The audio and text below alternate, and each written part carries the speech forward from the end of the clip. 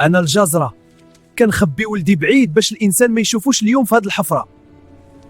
ولدي خبي راسك مزيان وبقى ساكت مهما سمعتي الصوت فوقك. شنو؟ طيب ساكت. اسمح لي يا وليدي، خاصني نواجه الخطر بوحدي دابا. ولدي ماما كتخليك بامان. قلبي كيتقطع.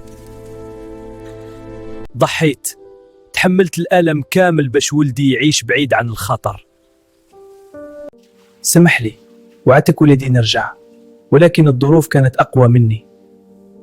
كل حكة كتوجعني ولكن ساكتة على قبل وليدي. قبلت نتقطع باش الإنسان ما يرجعش للحقل، حتى لو قلبي كيتقطع المهم تبقى أنت بخير. سامحني يا وليدي، وعدتك ولكن ما نقدرش نرجع ليك. ليش يا أمي؟ هذا هو الطبخ. ماما فين مشيتي؟